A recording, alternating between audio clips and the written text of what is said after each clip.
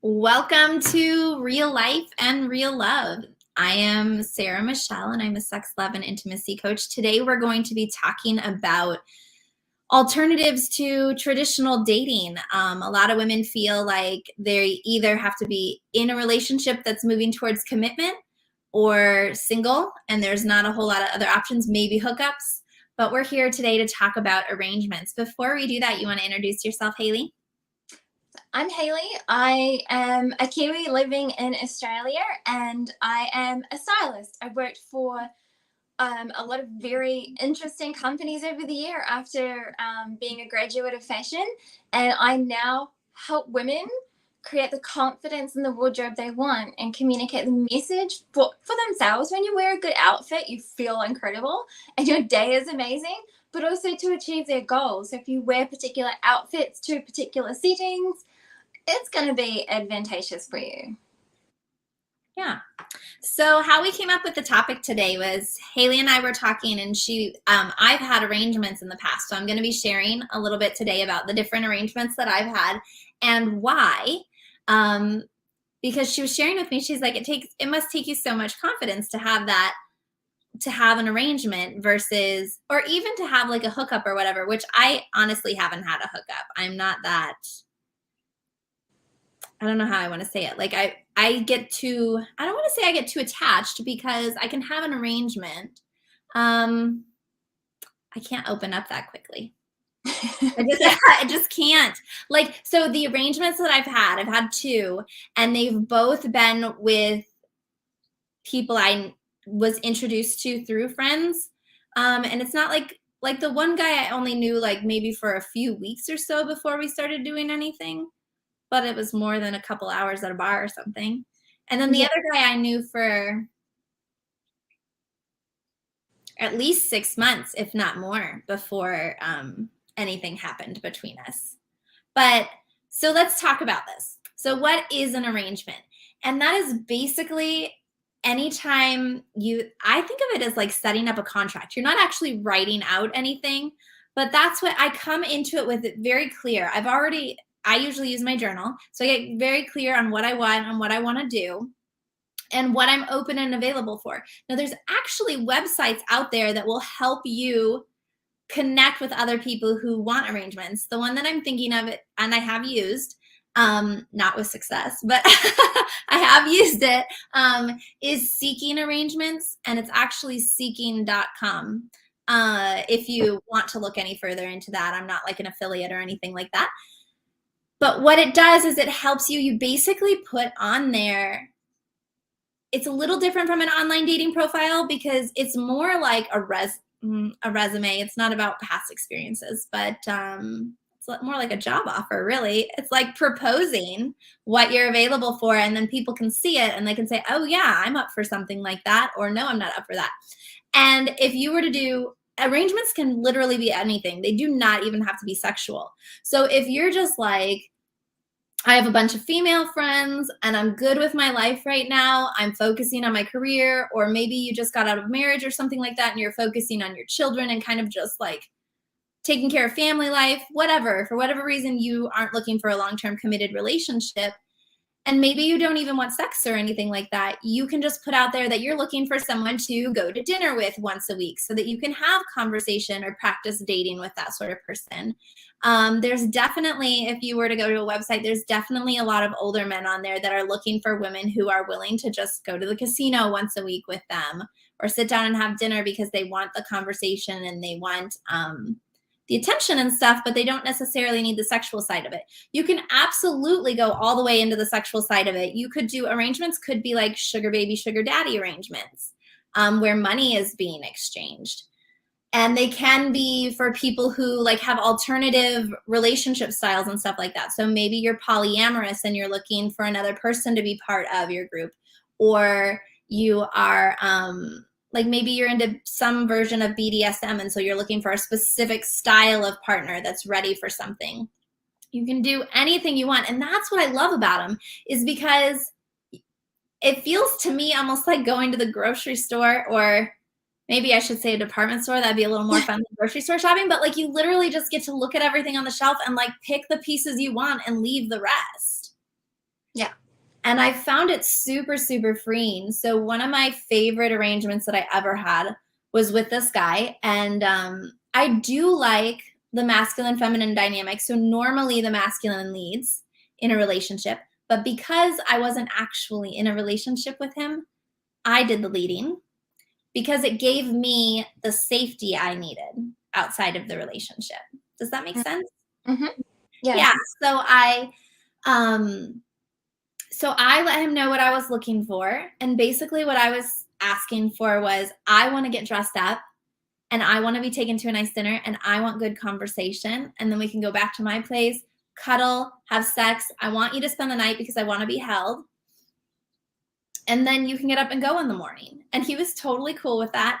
And I got to reach out anytime I wanted to do that. So it's not hooking up in the sense of like I was not texting him at 10 p.m. being like, can you be here by 11? I'm just horny. It wasn't that sort of a thing. But it also wasn't anything that was consuming, because outside of when we were making arrangements for our next time to meet, we didn't text each other. We definitely didn't call each other. So it was freeing because all of that time was available for me to have with myself, my friends, my children, my business, anything like that. And it wasn't like I wasn't like checking my phone throughout the day to see if he'd texted yet or anything like that. And so I thought it was super nice. So we'd see each other about once a month, sometimes twice a month if I wanted to, but that was rare. And it was great. Have you ever done anything like this? No. I I've been told that like I'm like a good girl when it comes to stuff, and I struggle with, I would have an emotional bond and connection, and that's what I know how to do. Like that's what creates my sense of security, and I like to know people and ask questions and figure out like what I've discovered is part of, I mean, there's a couple of things to it, but some of it is just, me creating security in myself because I didn't grow up with that. So I go about and, set out that secure stage. And I find my body extremely sacred, and I've never really even felt confident in it to begin with. So sharing it with somebody when I'm not even sharing it with myself is hard. Like I've spent years, like after I the relationship with my baby daddy broke up, I did date a little bit, but I was single for 6 years. I was really busy. I had a really intense kid to raise, and I'm by myself in a country that I didn't grow up in, so I don't have like the network and systems, and I don't get like time off. I don't get every second week off. I'm 24/7, 365 days a year a parent, and I have been since she was born. She's 12 now. So, and I do find that interesting. I have talked to people who do have agreements and arrangements and what benefits work for them, and it's not quite my thing that I can manage because I don't get like the time off. I don't get the time to myself. And if somebody's ever said, oh, when you get time to yourself, and I'm like when I'm in the shower? Like, no. Yeah. But it is a topic because a lot of people are wanting to, wanting to focus on their career, or not wanting to have an emotional connection with somebody like straight away. They're not ready for that, but they want the physical intimacy. Or I saw there's like a trend on TikTok where people talk about, like you said, like the things that they want. They'll say, once a week, or somebody who doesn't want to talk about this subject or something, and then they go, yeah, that's what I want. And we forget that we don't have to buy into the standard, get into a relationship, get serious, get married, have children, buy a house. Like the whole picture of what we're told would work out of what is stability and what we should have. That we can actually decide within ourselves what we want, and then there is another person who would probably suit that, or you can have an agreement around it. And we forget that completely. Like I forget it. I do, which is why, conversations are important, or people are honest about things they work for themselves. I find that interesting, and like listening to that, we talk a lot about, you know, the experts that we follow and the things that have helped us move through different life stages. And one of the experts that like I adore, and I don't even know why I started looking at her stuff, was Esther Perel, and how, you know, her main focus is infidelity, and that's not what I was looking at all. But what I liked was her emphasis on love and relationships, and the way her conversations and her clients and the content she shares talks about things from a very different perspective outside of the standard. And she'll talk about how you can have an agreement or an arrangement. You can have the relationship or the arrangement that you want. And there's people for everybody. We forget that. We completely forget that. Yeah, I personally found it very empowering because, like you mentioned earlier, about how you feel like your body is sacred and you don't really know how to do it without the connection and that sort of stuff. And that's something I attended a like weekend retreat on sacred sexuality and how to like basically own your own sexual energy and how to clean it up and clear things out when you're with partners. Because as soon as you do connect sexually, then your energy is intermixing. So you have to know how to remove those energetic hooks and how to cleanse and clear yourself. Even something that I do is like when I go into it. So, like if I was going out on the date that night, I'm already setting the intention that my energy is staying in my space and his is staying on the other side. Um, but this is another thing I want to mention is this is different than a situationship. You know, a lot of that's a popular term these days. Now, this is not a situationship because you don't have there's clear communication and arrangement. You Yeah. know the boundaries going into it. Both sides understand what's going on here. If someone breaks one side of that, which I did have someone do that, I had someone who I was with that didn't have the level of discretion I required. And as soon as what happened is I was out somewhere and this other person said to me, "So you're dating so and so now?" And I was like, "No, where did you hear that?" And so then he told me where he heard it and everything. And I immediately went back to the person that I was um, in the arrangement with, and he denied it. And I just done. We were absolutely done from that point forward. Because when you're doing something like this, it does require some discretion because a lot of people don't understand it. So it's not like you want the other moms in the pickup lane at school to know about it, or I don't know, like whoever, your parents to find out about it and stuff like that. Like it's meant to be something between you and the other person. Mm-hmm. Yeah. But I did have to do a lot of that work. And I did have to get comfortable with like owning my body, my physical body, not just my sexuality, but owning my body and being okay showing up at the weight I was at, with the flexibility that I had, with my cesarean scars seems to be a sticking point for me. Like that's where I zone in is on my cesarean scar.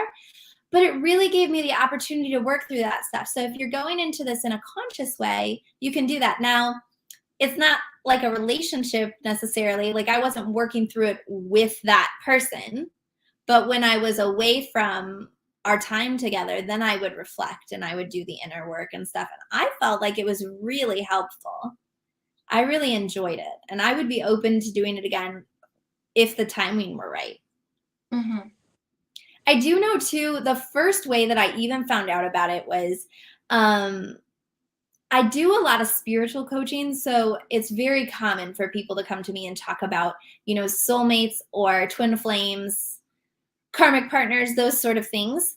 And sometimes when people are calling in their soulmate, they will have talked to a psychic or some other version of an intuitive person, whatever they call it, that has told them, "Hey, this person's still doing their work. It's going to be about 6 months, or you probably won't meet them till next year. In the meantime, here's what you can do," you know, that sort of thing. So they already have a knowing or a belief that they're working with. And so they don't necessarily want to be out there trying to date, but they still want companionship or they still want to have sex or whatever it is that they're looking for in the arrangement. And then that's one way for them to stay focused on whatever they want to stay focused on in the meantime, still have their needs fulfilled, and be available when that partner shows up, the long-term partner that they're calling in. Yeah. I thought you had more to say there. It looked like you had something to say, but no, that's okay. Well, because I haven't had the experience myself. I've only looked from the outside, and like I've got friends, like I've got you, and I've got a lot of other friends between like basically everywhere in the world, like over in Europe and over in New Zealand, here in Australia, like definitely in America. You know, one thing I find interesting talking, you know, between my friends in the different countries and their experience or approach to dating, relationships, sexuality, agreements and arrangements, and their experience when they were, you know, as a child, and then as a teen, and then in your early 20s. I was going to say young 20s, I guess it's young, and then beyond. Like, each comes at this from a different perspective. And I have found listening to friends with their background and their ideals, you can see how it's done different somewhere else. Like, growing up in New Zealand, I've had this conversation with a few friends that there wasn't an emphasis of getting into a relationship. There's this ideal, but it's very different to what my American friends would talk about. Like, there's not the same pressure, there's not the same expectation, but the toxic side of that is getting a boyfriend, good luck, because there's no preset expectation necessarily by anybody, and there's a lot of looseness around that. So it made, you know, a lot of us girls growing up there, what do we do about this? You know, the boys just wanted to be boys. They didn't want to date. They didn't want to get in relationships. They sure as heck did not want to talk about, you know, marriage or houses or babies. And I know a lot of people who ended up in situationships and just by default carrying on, or people who had as friends a one night stand and had a child, or there's like all of these different things. And then I found in Australia it's different again. It's not the same emphasis as America, and then it's different again in Europe. But the family situation or the ideal as you grow up it's different here, and I do like it more here, which is part of what makes me happy that my daughter is being raised here. She's born here, but it was a choice when I left my ex. What was I going to do? How was I going to, you know, figure out life? What did I want really specifically for my daughter? And I wanted her to be around people who have a healthy approach to relationships. And I know not everybody agrees, and I know, but the thing is, we're allowed to have opinions, right? This is why we have our conversations, and this is why we're like, let's just share it with some people, because we always think we're alone. We always think, well, if I'm too busy, or, you know, what if somebody else only wants to, you know, get into a relationship, or, you know, we forget we're allowed to pick. We're allowed to pick what kind of life we want. We're allowed to, like, in my mind, because of my background, design it.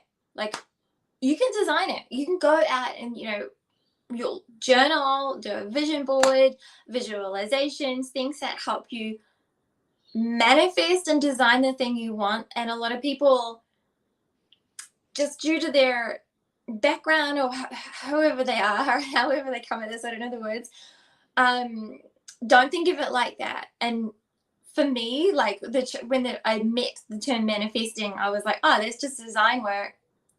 That's just, you give yourself a design brief and you go out and fix it and you go out and make it. You know, that's all a designer does, in a nice way.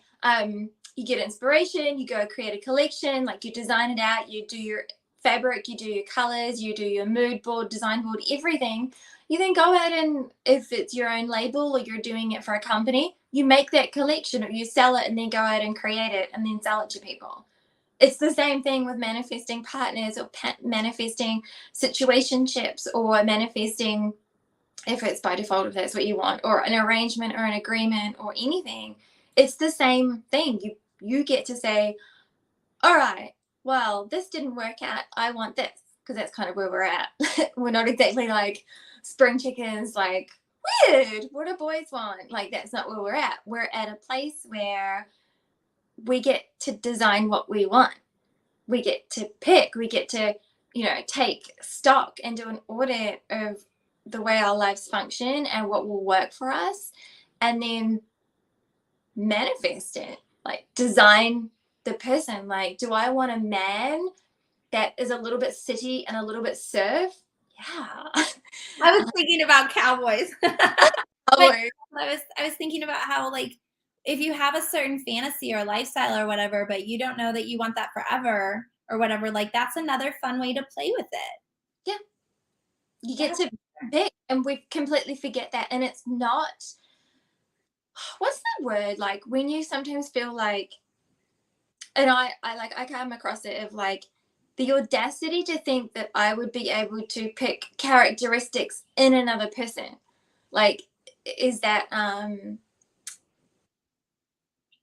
it fails me, but like, we grew up around things that were like the princess and the Disney characters, where it's just like, oh, default, whatever happens. You actually can pick. You can pick your partner. You pick your life. None of this is you roll out of bed and you just have to pick one of the 10 guys down the road and whatever job he's got and whatever hours he does, or whatever, personal morals he holds, or goals or dreams. This is what's good about dating or getting to know somebody, but also exhausting, because if you don't know, like, if you haven't done the work and knowing what you want or what didn't work in the past, it is really hard to date. It is really hard to know. It's a good thing to mention that in today's world with online dating, where you can literally date someone from anywhere in the world. For example, that seeking.com that I mentioned earlier, it's worldwide. So you can literally choose what you want. I mean, even I've never been on Tinder, but from what I understand, Tinder is. And so, like, even if I were to travel to Italy, I can just pop up in that location and then start looking for matches in that location and stuff. Which is nice in one way, because it does give you the opportunity to really say what you want, instead of like, 50 years ago, growing up in a small town and having the options of who you were in high school with. But at the same time, there can be so many options that, like you said, in one way, if you're not clear on what you want, it's like, ooh, I don't even know what's going on here. But it can also be hard because you can find people who jump from relationship to relationship, because as soon as something gets hard, they're like, well, I don't have to put up with this because there's so many people out there. I'll just find someone who will do it. Mm-hmm. And they don't realize that no matter what you choose, at some point, this is a relationship. Like, you're coming together.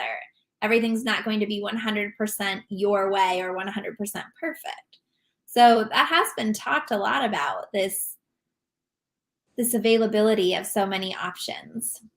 Yeah. And I do think it is important to do some audit or self-reflection, or to read a book or get a coach. I recommend coaching. We both do. Yeah. Because it does for you. Like, when somebody reflects back to you what you said, and they, in my mind, I always come back to what it was like growing up having a hockey coach. I would not have got as far as I got, and I wouldn't have even to this point today. How did I not know you played hockey? I don't know, because it was a long time. I would not have got to the point of confidence and knowing how hard I could smack a ball, or knowing that I could go from, I played fullback for many years, and then my final year in primary school, which is like age 12, we got a new coach in the team, because I was just keep going every year because I was good at it, and they put me as wing, and I was like, oh, I'm not playing wing. I got player of the year. I don't know any of this stuff you're talking about. This is blowing my mind that you played hockey. Because I don't think sporty. No, I did, and I loved it, and I can really smack ball. And I'm really good defender. Like, me and a stick, we go way back. But I got player of the year when I was put as wing, and it was always sort of like, there was two parts to it. There was one part that was me being like, oh, I want to be fullback, and I cannot believe you put me as wing.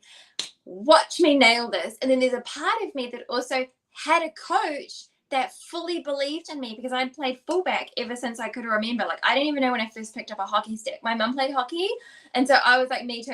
I'm doing that. That thing looks like fun. Give me the stick. I want to smack that ball. And playing into that, going in with that coach, it was a new coach. It was the final school year, and she changed me from being somebody at the back, no running, like very little running at the back. Like I was, as a defender, you're just like, you are not getting past me. Good luck. Whereas a wing is like up and down, up and down, up and down, all down the side. Like I had to learn new levels of fitness, but it was like, that person believed in me. They reflected back to me. I didn't have to just stand there as a defender. I could look at the game from a very different perspective and see the ways that teams are going, and also approach my teammates. And we were really successful to the degree that I got player of the year. It was almost like, now can I go back to defense? Like I proved my worth, but also I wouldn't be there without the coach. And then moving into high school and valuing my coaches, and I played for reps, and one of the coaches was really hard. She literally would drop us off at the end of the road, and we would have to jog slow, which is hard, all the way down, and at events where all the other teams are going past and they're just like, ha ha ha, like laughing at us. But our coach knew that warm-up meant by the time we got to the track, we were there. We were not just sort of like, we just got out of bed, we're in a different town, we'd stayed in a different place, out of sorts. Mm-hmm. We were pumped and we were ready. We were ready to start, doing our drills and getting our balls where we needed to be in practice and ready to take on that team. And we were always successful because the coach knew how to prepare us for what we wanted. And this is the point of my story, was, having a coach in different other areas of your life. They do that. A lot of people don't know that successful people in business have a coach. Like all the people that we see in business that are really successful, especially in media, like online that you see, they have a coach. They've done courses, they've done books, they listen to podcasts, they do audio books, they do all of the things. And that's what gives them that advantage. They get somebody, it's like, for those that are parents, like when our child is trying to open up something, we are looking at this from very different angle. They've got the cute little fingers and the little wrapper, and they're trying to open it, and they're just like, oh my goodness. You're standing above it, you know how to open it, you've done it many times, you can see their thumb is in the wrong spot, and that's the advantage that you can be like, hey honey, move your thumb to the side and it's going to get, slip under that wrapper and you can get in there. And to them, they're just like, whoa. I'm in. And that's what it's like with dating and relationship coaching. That's my experience. Like that's like that person has that perspective and they have that different angle, and you as a person, you're not any less than, you're just prepared to say, hey, can you see different? Because I want the end. I want that little candy, I want that relationship. I want that, 6-figure business, multi-million-dollar business, that empire. I want that stuff. Somebody who has a different perspective says, hey, would you? And you can say, yes, I would. Please, yes. It's like shortcut.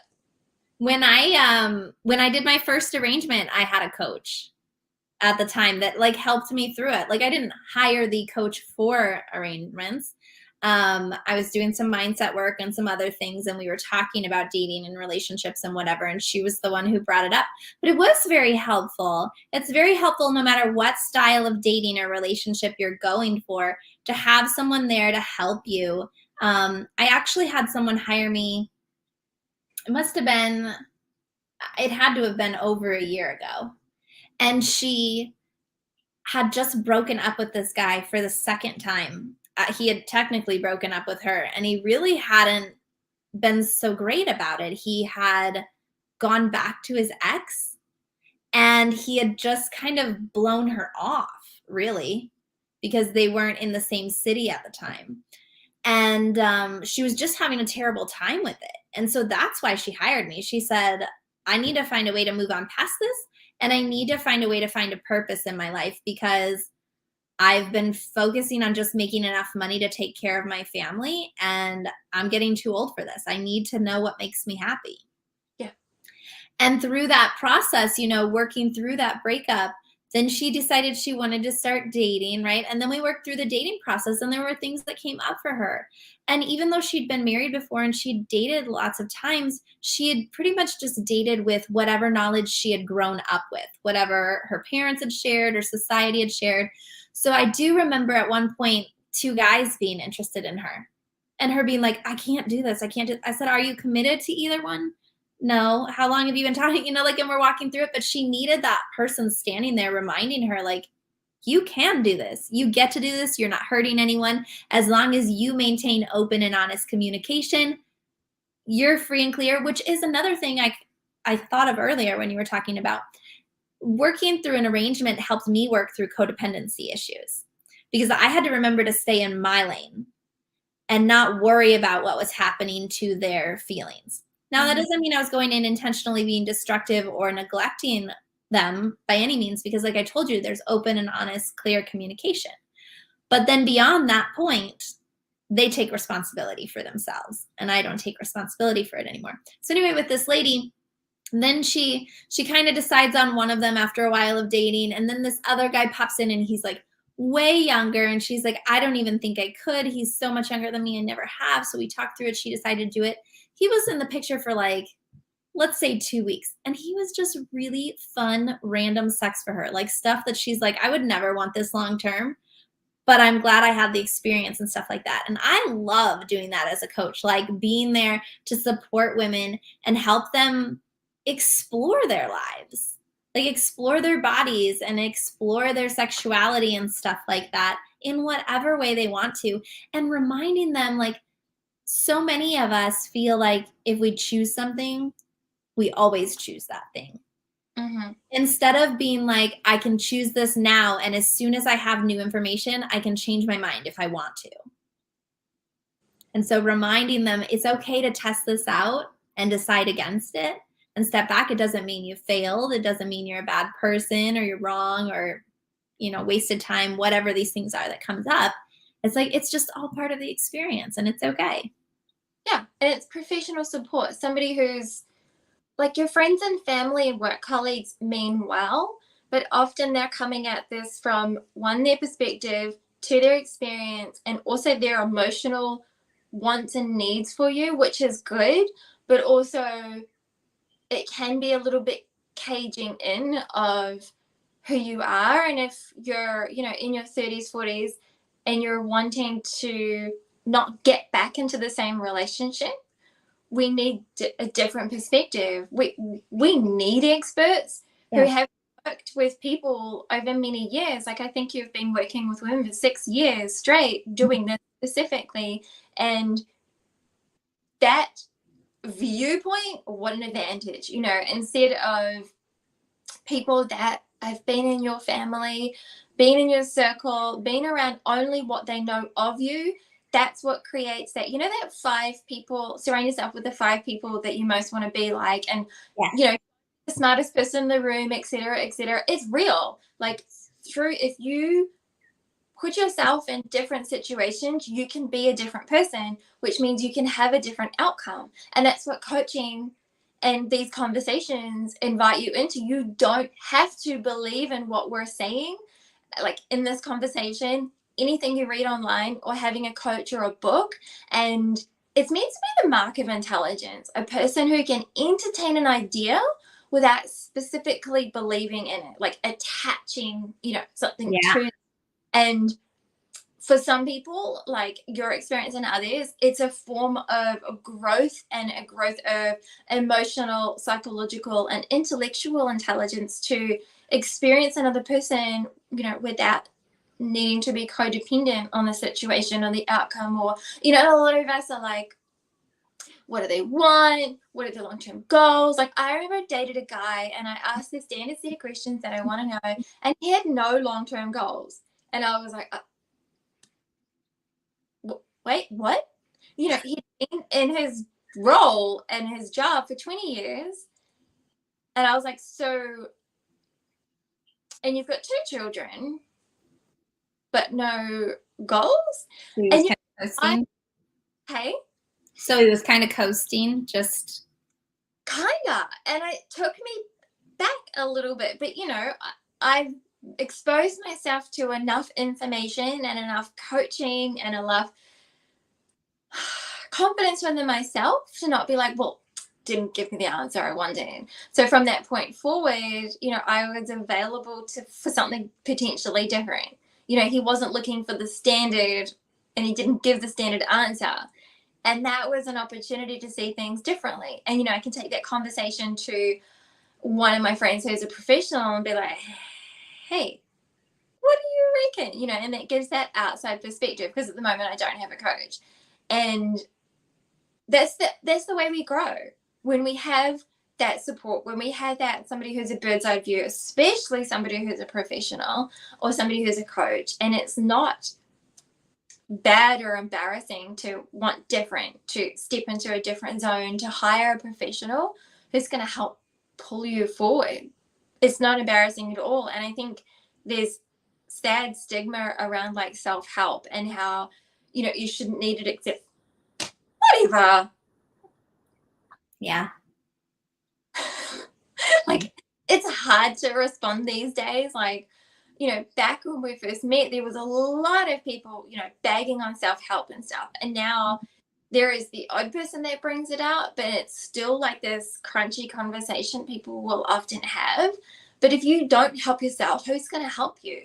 If you don't hire a coach, if you don't get that book, if you don't get lessons, if you want to ride a bike, you need to get lessons.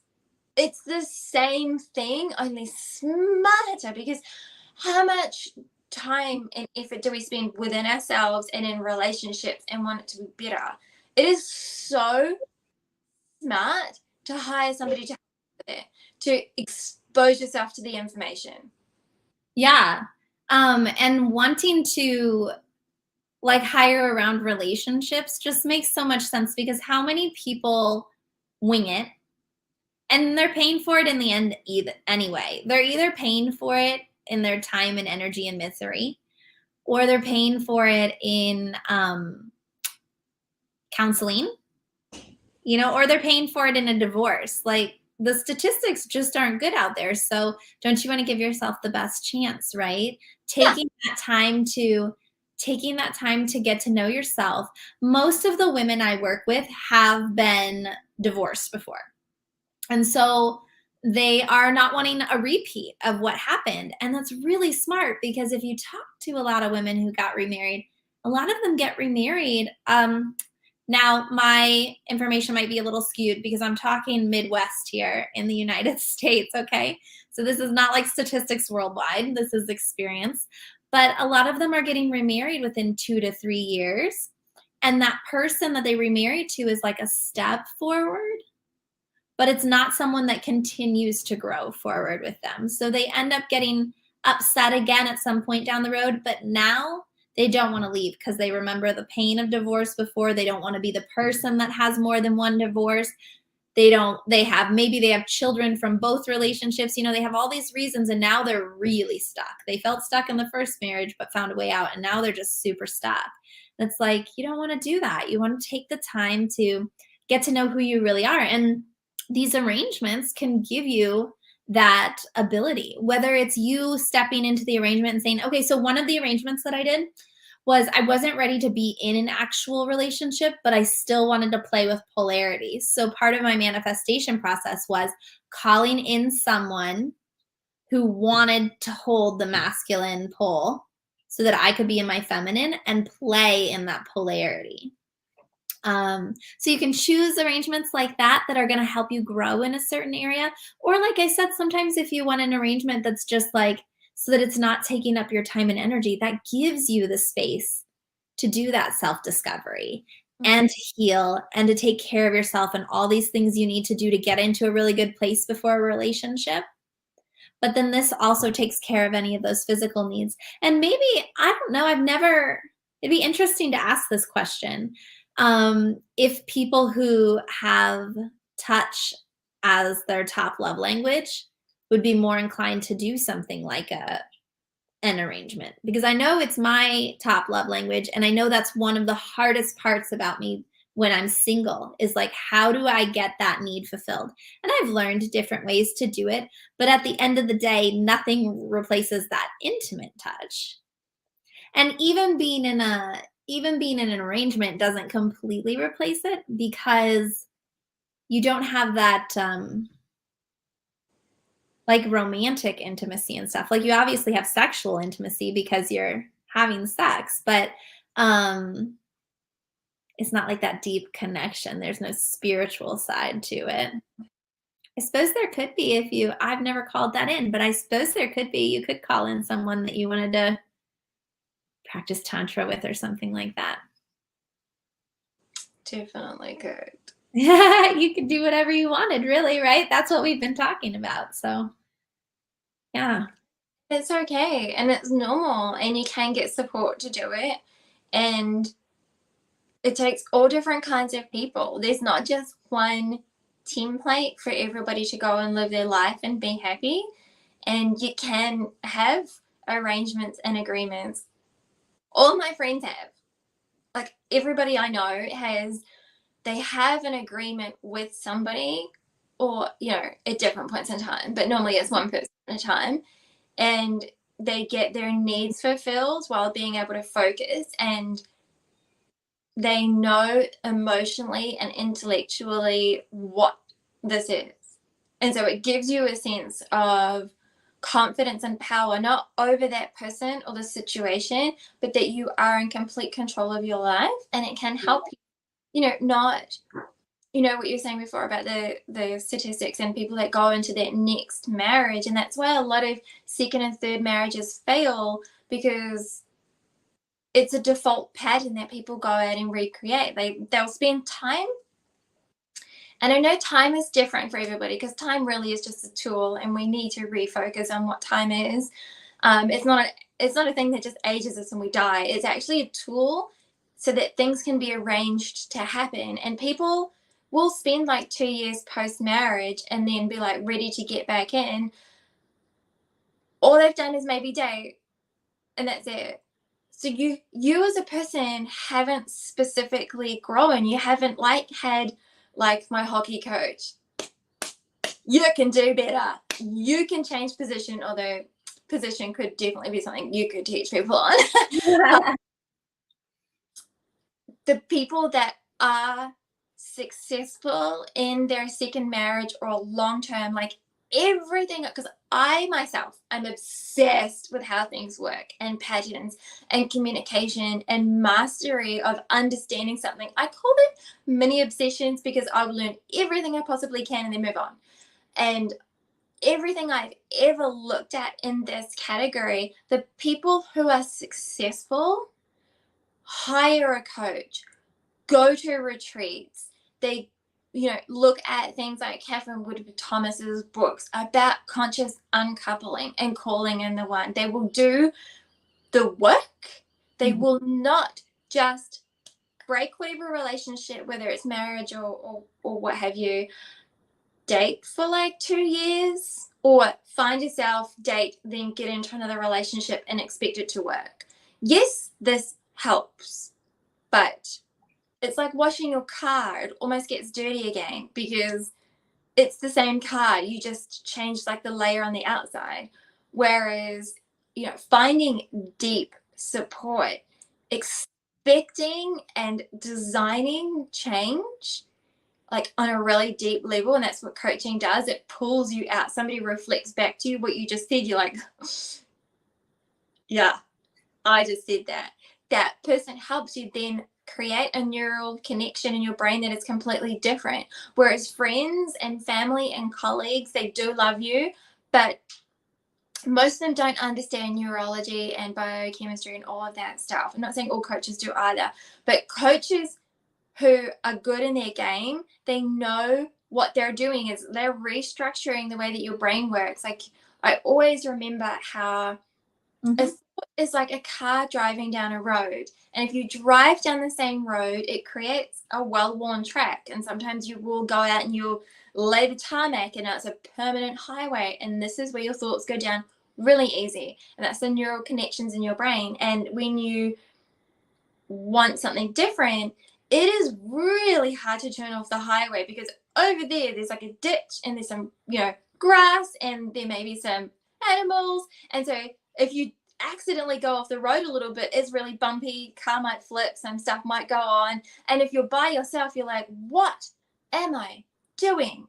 Get back on that beaten path. And people will tell you, they're like, my own stepdad, after leaving an abusive relationship, the father of my daughter, I'm trying to remember how you say that word, he was like, you need stability. You need to provide stability for her. Like, bless him, he's always up for a debate with me, because that's how you get with me.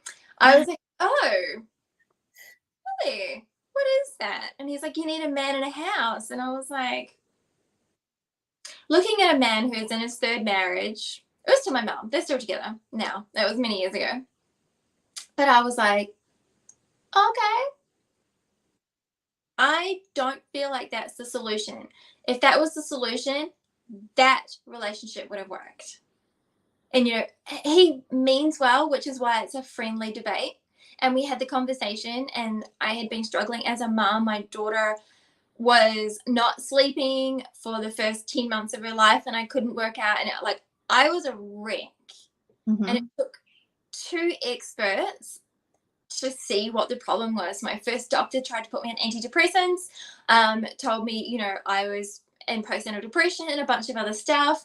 I then got really honest, because I was just at the point where I couldn't even stop lying. Like, I literally was lying to the health nurse about how good I felt, because I felt stupid. So I would just say, I'm fine, I was filling out this form. And then one day I didn't fill it out at her office, and she sent it to hard copy to me, so I posted it back. So I was at home, so I just filled it out correctly. I went to Bali, and I came back to a voicemail from her being like, I have made you an appointment. How long have you been feeling this way? Are you lying to me? You need to come in. I know where you live, so I'm going to turn over your house if you don't. I get there and we talk. She books me into a different doctor. I go to the doctor, and she's like, I cannot formally diagnose you, but I'm going to say this because I think somebody needs to say this to you. I think you're in an abusive relationship. I needed somebody who was not my family to keep me going down that same beaten track, that same neural connection that was a highway of what is stability. It's a house and a man. What is working has to keep working. What's working for us has to work for you. I needed an expert at that time to even just, it was off the record, her honest opinion, and it changed my life. I went home. I was referred to counseling. My ex lost the plot. He was my partner at the time. And this began me leaving him, because I had one expert with a different perspective who was not interested in me going down the same neural connection highway of thoughts. She wasn't invested in my life being a specific way. She was invested as an expert and then as a woman to tell me what she could see.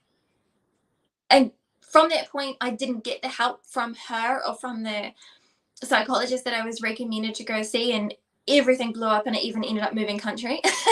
It got real bad. But I still hold on to that, because she was that outside perspective. And I was then able to go and make different choices, and I was able to take the less driven path, and I was able to actually create neural network connections in my brain based on an expert's outside opinion, somebody helping me see I can design my life, I can create things from a different place, I can move forward, and it doesn't have to be the standard. I can actually be a single mom raising my daughter by myself. Nobody told me that. They tell you can't. Yes, you can. I agree. When I got out of my marriage, I was looking for, it was more of a subconscious thing. I was looking for a man because I had a son, and I felt like he needed a man's influence. And it actually took me quite some, probably 2 years after my divorce, I was talking to a friend whose mom had been remarried a few times. And she said to me, she said, my mom always felt like she needed a man in order to make us a family. And she said, but what would happen is she would, in order to get that man, she would have to settle on something. And she would think she could be okay. And she'd get into the marriage. And then after so long, she just couldn't be okay with it. So Mhm. then it'd be another divorce. And she said, I wish my mom would have realized that what we wanted was her and made us a family first.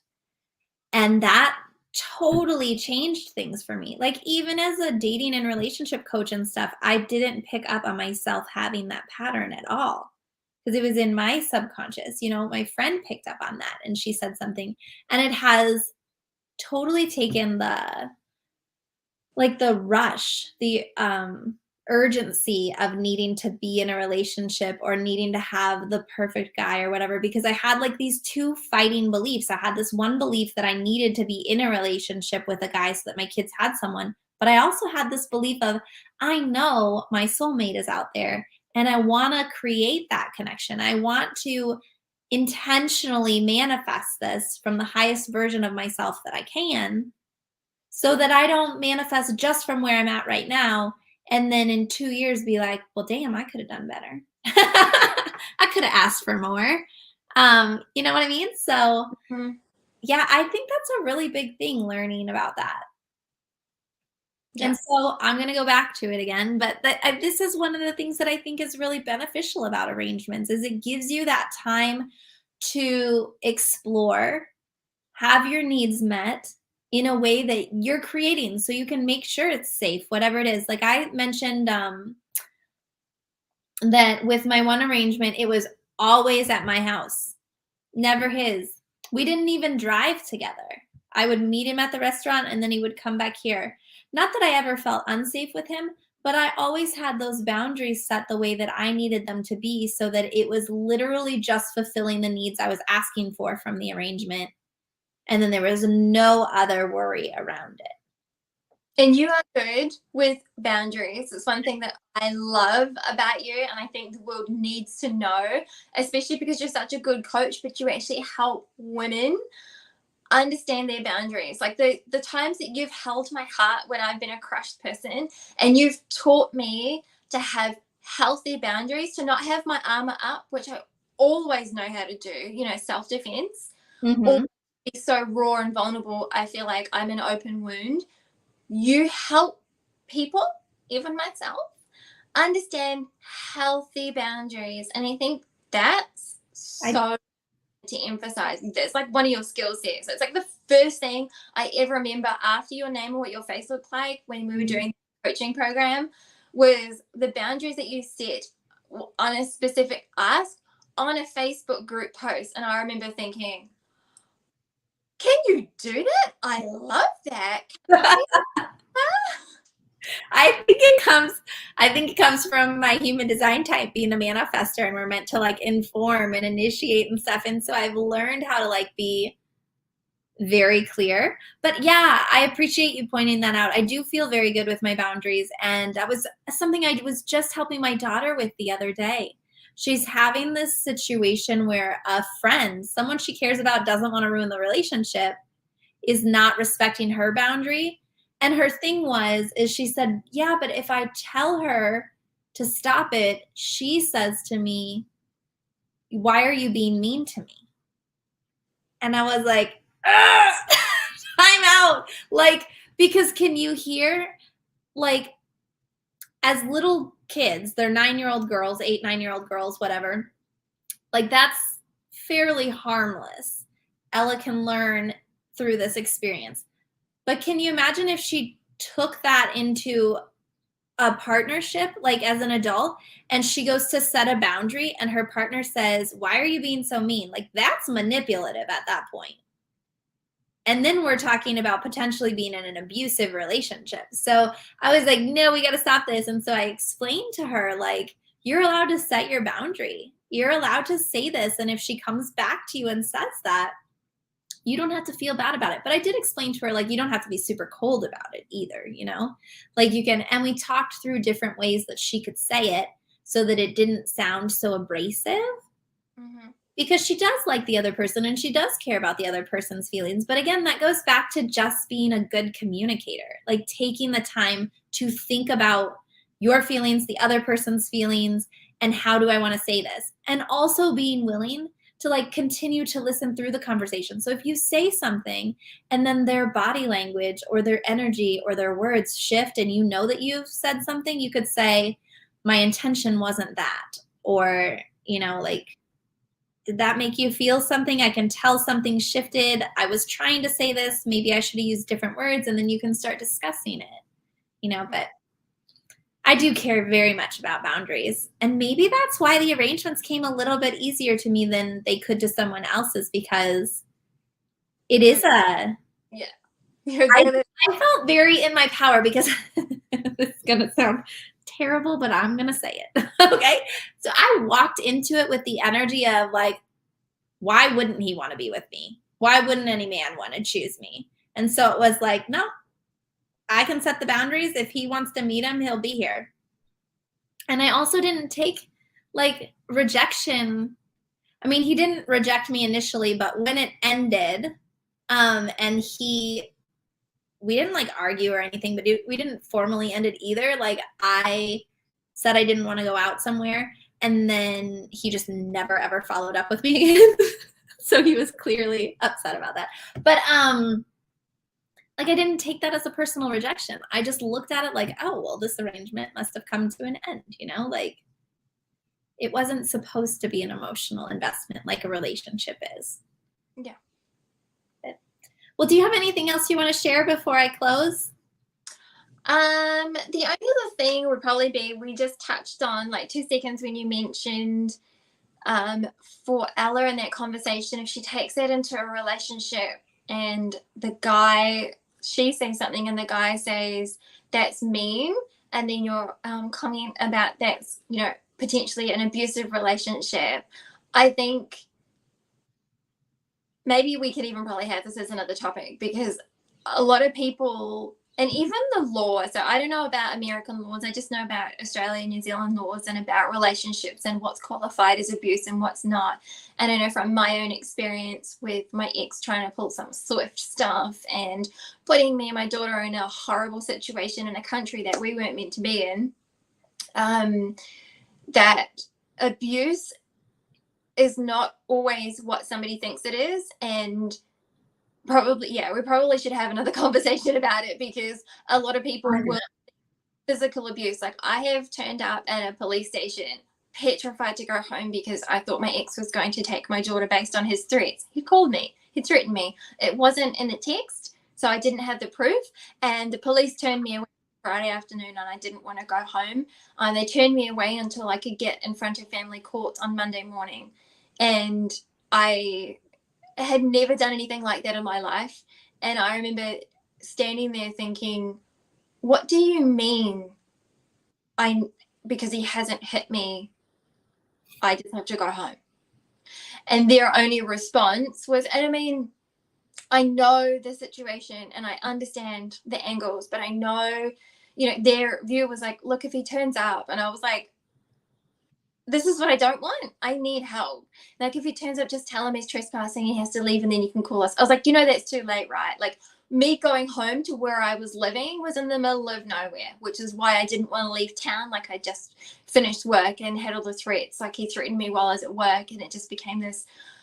I was a mess, and I don't normally cry, and I was crying at work. And everybody at work was like, some stuff's going down. And what I learned was people come at this topic of what is abuse in relationships at very different angles, and I bless those people, and they were just doing their job. And the law in New Zealand is based around physical abuse, and abuse is not just physical. Everything that I learned from that point, so going through the courts from that point onwards, was a blessing in a way, because I learned that we have to set up our own healthy awarenesses and boundaries and set up our own support network that looks after us. Not be somebody that needs to believe my story. That's not what I mean, but somebody who supports you as a person to move through the things that you need to, which is like a coach, or somebody who doesn't expect you to conform. So I could talk to my parents. My mum had been, no surprise, in an abusive relationship with my father herself. And these are all things that I've learned post this relationship, that you go out and create this until you make change, which is why, these conversations are so important. But that the laws did not talk about my safety or my daughter's safety around psychological abuse. It doesn't talk about anything that is non-physical, but it's there. And even the books about child safety, it's called In the Best Interest of the Child. I think that's the series. And the people who wrote those books specifically had left their jobs in the family court and the law system because they knew that mental and psychological abuse is just as damaging, if not more, because it's silent and it's not there, and we don't have the structures to put it there. And I know people may have come at, which made me want to say it quickly, come at your comment as I'm claiming abuse. Like, people like think about, you can say one thing and they go, well, that's not abuse. How does that lead into abuse? That's not the whole picture of like what you said. And there's also the laws are created based on, well, at least in our couple of countries, I'm assuming America's similar. I honestly don't know about your laws. Looks wild. You're allowed to own guns. Let's just say you're very different. The law this is what I learned. The law, and looking at these things, it's created because there was a problem. So after a lot of things, like normally somebody has to die in an intersection, like a road intersection, for that to be classed as dangerous. We have to get to the point where, like in the child laws in New Zealand, there was a particular clause inside the Care of Children's Act 2003 that was created because a mom had gone to the police over her 3 children. She had an agreement with her ex and he was being abusive. She went to her, and this was after I'd been to the police and just went, why does this feel relatable? She said, he is threatening me. He said he is going to take my children or me and kill us. Do you know what he did? He took the children, because they turned her away. He took the children for their allocated weekend. He drove them into a lake. He killed all 3 of them and committed suicide. Those police didn't take her threat seriously because it was a verbal threat. And it's changing now. And she was able to go, and like I found out about her because she was able to go and change one piece of this law, and she campaigned for it because she lost her 3 children. And nobody had believed her or did anything about it. And the written law, was only created after certain bad things had happened, and after her bad thing had happened was there change. And I think it's an important conversation, and it's important to not judge it based on one statement, because honestly, that ifs everything up if you base something as complicated as abuse on one comment, because it's really complicated in some cases. And this is, back to our original topic and what you found with arrangements, how it can be therapeutic and healing to have healthy boundaries, to have a coach, to have an agreement and an arrangement with somebody, especially if you have been in an abusive relationship, especially if you do want change and you want something different. If you come at life like me, straight out of the gate, I used to be all masculine. I didn't know how to be in my feminine because, one, straight out of the gate for me, my dad was disappointed I was a girl. Fool him, because we all became girls after that. I've got 5 younger sisters. But I was the first disappointment because I wasn't a boy, and he would do things like yard work around the farm and a bunch of other things that is totally not my forte. But you did play hockey. I did, and it was because it was based on my mom. Yeah.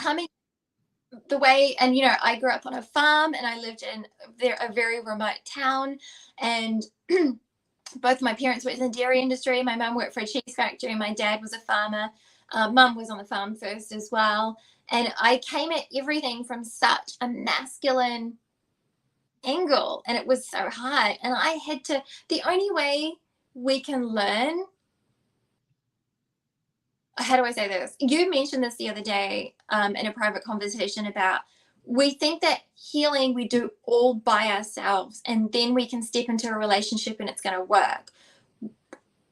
Maybe is probably the best, with a question mark, statement about that, because we can do a lot of self-help, but we actually grow in relationships. Like, and this is why it's important to have the communication, to play with masculine and feminine, to play with polarity. I post that abusive relationship and working through all the court case and stuff and designing the life that I wanted, I have manifested people that I have dated that I can have these conversations with. I have had the most healing conversations with men that I've dated. We didn't get into relationships, but we were able to reflect back to each other, you know, what was masculine, what was feminine. Those are really good conversations, because if you get into an arrangement or a date with somebody who has these conversations with you from their angle, just like a coach, you learn so much about yourself. And you don't have to be with that person, but it's in relation to that person, their perspective. And you get to go, I am being a man about that.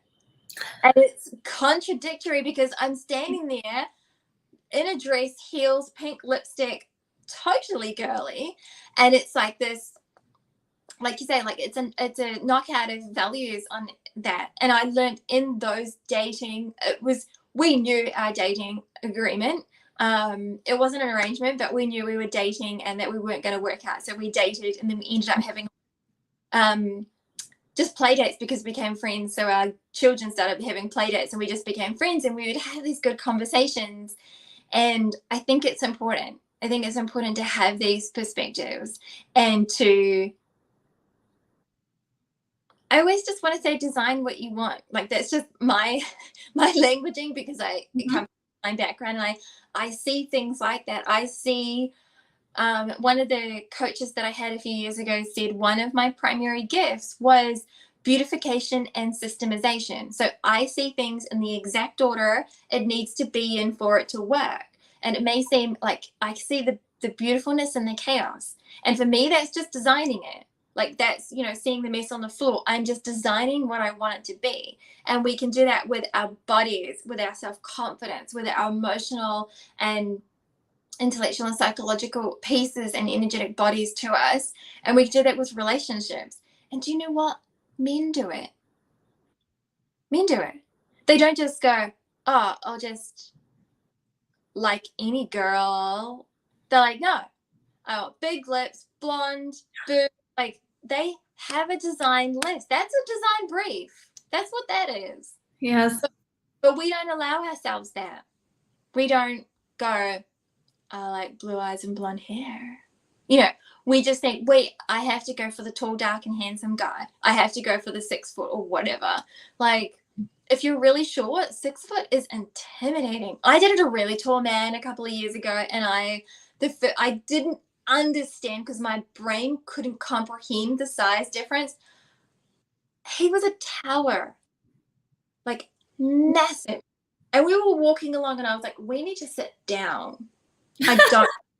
I do not like this. And he's a big guy, not overweight. Like, he was just had big shoulders and he's really strong and tall. And I would look at him and think, are your legs gonna break? How is this working? But anyway, I digress. It's important to know that we're allowed to have these conversations and we're allowed to design what we want. Men do it. And they are, you know, for a lot of relationships, they're a counterpart, if that's what, you know, if we're heterosexual and that's what we want. And we're allowed to create arrangements. We're allowed to have the conversations. We're allowed to have an agreement with somebody or have an open conversation when you go on a date with somebody that you're like, and I've dated a couple of guys that we knew we were going to be friends. Like, done the talking stage. This is from online dating, because I was in a new country. I was like, let's just start some conversations. Let's get out there. I wanted to leave the house in something more than just like casual clothes, because it's not my jam. I like getting dressed up. And we knew on the date, like looking into each other's eyes, like, we are friends. And because we could have that conversation, we could then progress into many bottles of wine later, having really important conversations that have changed me as a person and changed them. You know, many years later, we still talk. I've seen one of them on a dating app with a different age. And I've private messaged him because I'm friends on socials, and I've gone, 39? How's that going for you? I don't know why they do that, why anyone does that, because it's like, we're going to find out eventually if we're serious. It puts them into a different category of the women that are in front of them. But if it's the one you end up staying with, why would you, why are you going to want to have that conversation later? Anyway, I made note. I agree that we should talk about abuse, because as you were talking about it, I will admit that after I came out of a relationship that was not physically abusive, but definitely emotionally, I was talking to another woman who had experienced similar stuff, and both of us got to the point where we said, like, there were points in the relationship where we wished we were physically abused, because we just wanted somebody else to see it. We wanted proof. We wanted somebody else to know that it was happening and we weren't crazy. Yes. So I do think having a conversation around abuse would be great one time. And I also think that you talked about playing with polarity while dating and stuff. I think that's a great conversation to have, because one of the things I had to learn early on was, like, I love playing with polarity. And so when I was single, I was just like, oh my God, what am I going to do? Because I don't really feel ready for a relationship and stuff, but I really want to play with polarity and stuff. And so I learned how to call it in different ways. I learned how to play with polarity, obviously in non-sexual ways, with my children, and start to practice that, like stepping into my masculine energy with the children and stepping into my feminine and noticing what the differences were and really healing my masculine energy.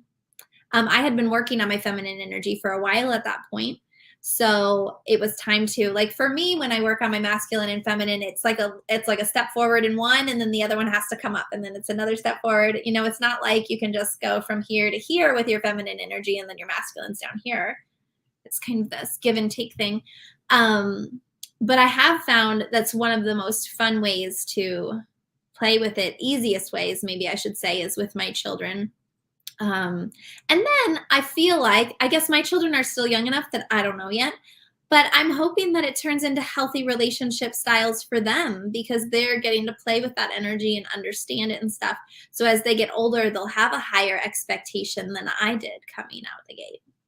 Yeah. And they'll have the because they've got the exposure to healthy information. Yeah. Well, then I think we can call it good for today. We've talked about arrangements, why you might choose one, which really is anything out there, but we gave a few examples of, like, maybe you're just not ready for a relationship, maybe you're still healing, maybe you're focusing on your career. Any of those things might be true, or maybe you already know your soulmate's on his way and you've chosen to wait this one out. And then how to create your arrangement. So basically we talked about manifesting it and calling it in any way that's good for you. But I mentioned seeking.com. I'm sure that there's other websites as well. I don't normally, it's not a big thing that I do with clients, like normally if I'm working with a client, they're wanting to call in their soulmate. And so we're working more directly with dating than we are in creating an arrangement. But that is a possibility. And I think one of the nice things about Seeking is that you can go in, they don't force you to, it's kind of a good and a bad thing. They don't force you to fill out your profile. You just have to sign up, and then you can see what's available on there. So you really don't have to invest much time if you're just curious about it and you just want to see, like, kind of what's available. The downside to that is there are a lot of crappy profiles out there that people have barely put any effort into or haven't finished filling out. So when it is time and you want to start going through them instead of waiting for people to reach out to you, it can be too much. But it's definitely an option if you want to go the online way. All right, well, we'll call it good then. All right, bye everyone.